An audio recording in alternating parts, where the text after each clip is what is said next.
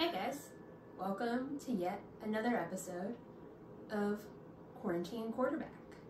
I have my guest star here, Billy, with his shirt, because it's game day! Game day! So we're going to start off by taking shots, because that is a game day tradition. Traditional vodka.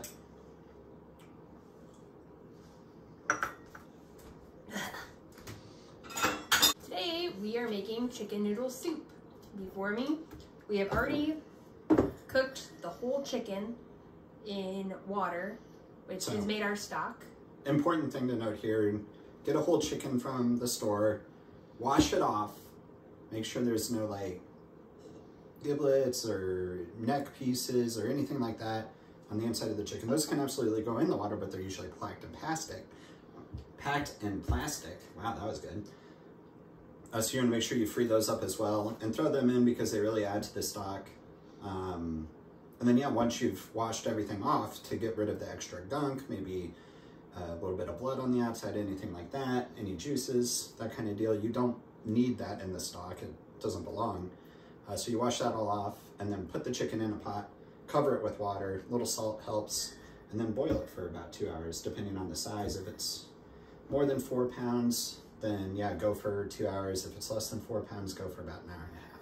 But we decided not to film that whole process because it's not very exciting. So here it is, our cooked chicken in the water, and we've made our stock. It's all happening, guys. It's all happening. So after I pulled the chicken out of the stock, I added in some extra salt, little pepper, some thyme, onion, and garlic powder, and just kind of let that simmer for a little bit while we were prepping the vegetables and all the other stuff that was going on. So that way it just has a little more flavor to it. What's all the vegetables we're putting in this, Billy? Only 3 vegetables. You only need 3. I know, but it's a huge bowl. What is it? Celery, carrots, and cabbage. Just cut it. I mean, cut them up, but they don't have to be super small, super uniform, because we're going to leave them in the water for a significant period of time, which will really cook the water out of them and reduce them in size quite a bit. So you're good at that point. It's a whole head of cabbage, a whole pound of carrots, a whole pound of celery. So that's easy peasy. Some of that will need to end up in the soup. Not if I eat it all first. That's true. We're letting it cool off, and then we're gonna shred it. And by shred it, I mean I'm mostly just gonna shred a piece, eat a piece. Shred a piece, eat a piece. It's a system. You wouldn't understand. It quickly becomes a vegetable soup that happens to have a little bit of chicken in it because somebody eats all the chicken. And it's not me. So, should we go ahead and do it. Dump it. Well, don't dump it. Okay, don't dump it. That is a mistake I have learned. You want to go slow at first in order for it to be ready to accept all of this. Just, you know, get it all in at the same time. Are you making love to the soup? Oh, always. You know, let it so that, you know, you don't have an unbroken surface of water that'll splash everywhere the second you start dumping. So, you know, get the cabbage in there as a base. Like a soup volcano. And then once that happens, then you can start to dump it a little bit more because it won't, you know, just explode the second you do it. Soup volcano. Yeah, so at this point, we're just going to let this reduce down, essentially. We'll leave the lid off specifically and kind of let it steam itself out a little bit. Water is kind of a flavor killer, so the more water you get out of the vegetable, the more concentrated the flavor in the vegetable will be. And because of that, it just leave the lid tastes better. Just leave the lid off for a little bit and have the heat on, I don't know, medium-low-ish. I hope you're writing this all down. No, I'll just make it up again later.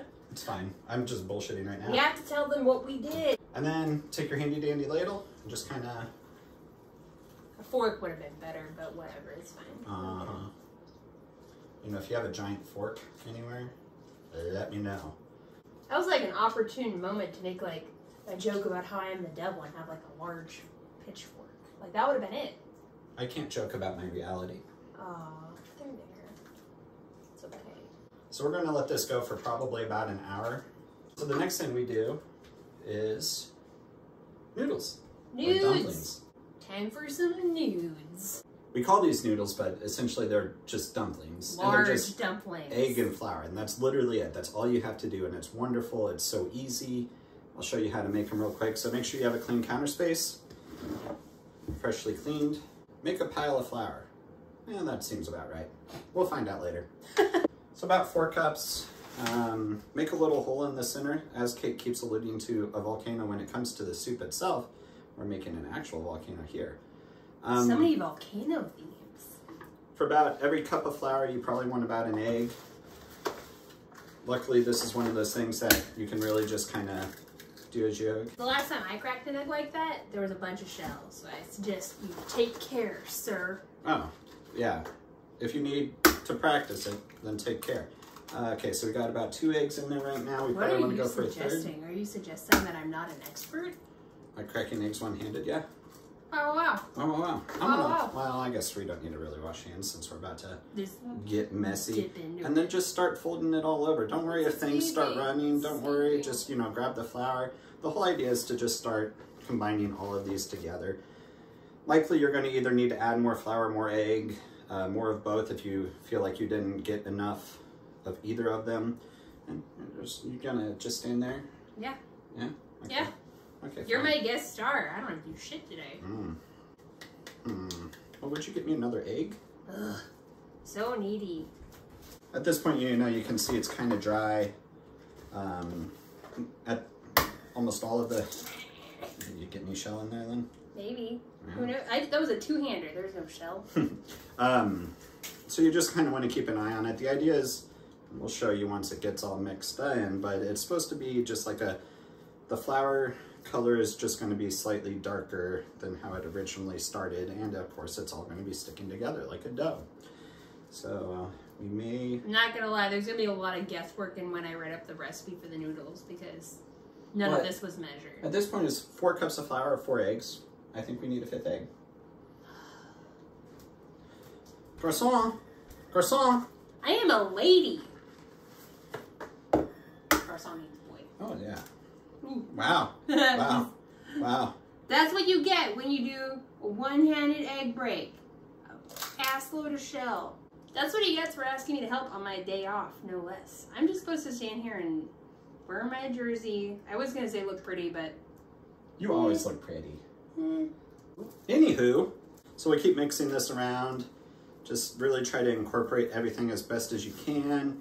Anything rogue, just keep bringing it back in. We're just looking to get to the point where we have a dough that we can then start cutting into. Can you, ma'am? I guess I can't stop you. Nope. So I'm going for an additional egg here at this point. Another? Just because we got a little bit of rogue flour, we want to make sure.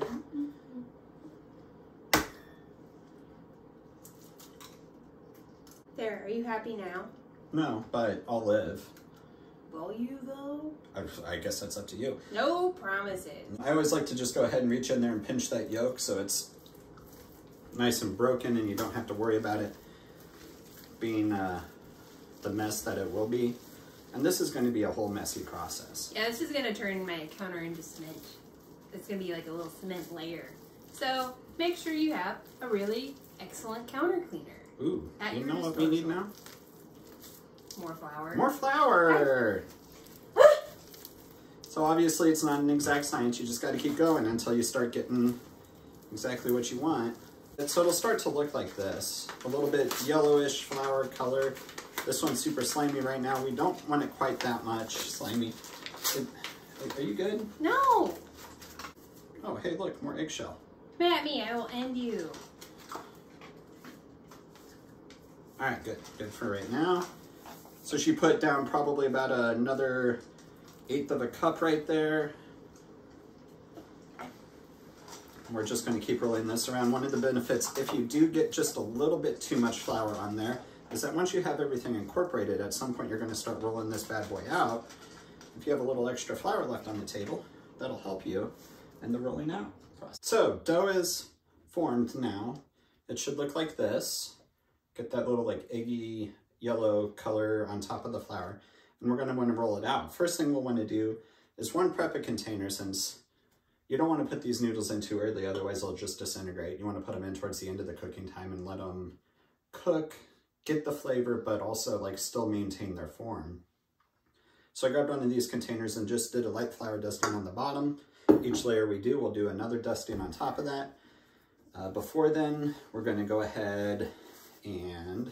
Look at him, so fancy. I know, right? Well, rolling it around. Just to pick up any of the extra dry flour that's on here. And then we're going to go ahead and take a spoon, do the tap method. Just tap the side of the spoon and spread out some flour all over the place. The tap method, guys. It's a thing, apparently. I didn't know anything about it. It might not be. He may have made it up. But you know what? I support it. That was like very expert. Like, you're like, the tap method. Thank you. Lean into it. I can lie. I can lie with the best of them. No, it's not a lie if it's true. Roller? Roller. You might want to put some flour on there. Exactly. That's what I was just about to say. Yeah, he was just Get some flour on your fingers.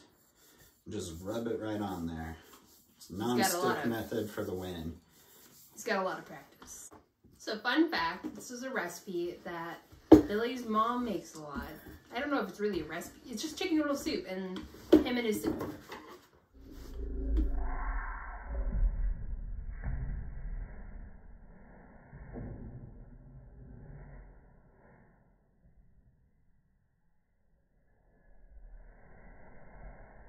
Saved! Him and his siblings love it. They live for it. They love just homemade chicken noodle soup. So these are like going to be basically like dumpling egg noodles. And they're delightful. It's great. And they all love it to death. It's a family recipe, sort of. Except they don't really follow a recipe, but we're going to make one up for you to follow. Pound of carrots, pound of celery, head of cabbage, whole chicken, and then, I don't know, eggs and flour. Boom, there's your recipe. Just eggs and flour. Well, you know. Hey, look. Come at me, I will fight you. You know what this is right here? I'll fight you. Boom. You know what? You probably should have been cracking your own eggs. Just saying. You're right. You can roll the noodles out to any thickness you want. I like them a little thicker. I know Kate likes them a little thinner, so I try to do a happy medium. Butter knives, your best friend here. And just start cutting. Oh, that's why I didn't give you the sharp one. I don't know that that's really a win for you. So you can do, you know, super wide like this, not too thick, not too long. Or if you wanted, you could make them nice and long, but not too wide. It's all just, you know, a matter of what you like in life. I like a variety.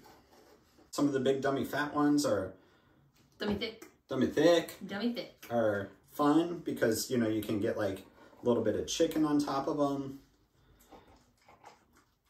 A little bit of the vegetables. And it's almost like a, I don't know, a bit. It's like a soup, but different. I don't know. Big thing to remember here is that, like, we're about 50 minutes away from when we're ready to cook these. So you want to make sure that once they go into your little storage container here, they're not going to get stuck together. Because believe me, that is super annoying to unstick. It's doable. I've done it. I've done it many times. It's like a chicken noodle pie after that.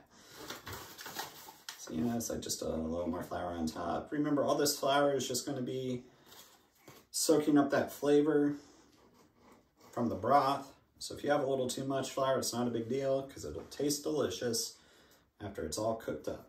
Hey guys, we're back. And Billy is making the soup and adding the chicken and the dumpling noodles. Maggie's here as our other guest star, and also we have another guest star, but he's not coming out. Joe. Special guest star. Special guest star. Returning guest star. Hello. It's Joe. He's feeling pretty good about himself since our last episode, and has even brought his own apron. So now we need to add the chicken to the soup. We're adding the chicken to the soup. Don't put it all at once or it'll splash everywhere. A light stir on it, light, real quick, the dumplings. And this is where people are going to help me, right? So we got the dumplings. we're gonna just drop the dumplings in, right? Okay, people, come on, Oh, come Those on, are come on, big come on, ass come on. noodles. Yeah. Well, I don't want They're to grab stuck. the camera. You know, you No, we pull them tried, off, we you pull them tried. off Do as I best lick you my can. fingers first? Yes. If you want to. And so you all are gonna be dumping these in. Y'all are You gonna didn't flour them well enough. Y'all are gonna Oh, dump really? these in. Come on, come help dump them in, and I'm gonna There's stir no to make room sure. for me. There's no. They You gotta do it decorate quickly, otherwise the noodles will cook at different pace. So you have to do it as quickly and efficiently as possible.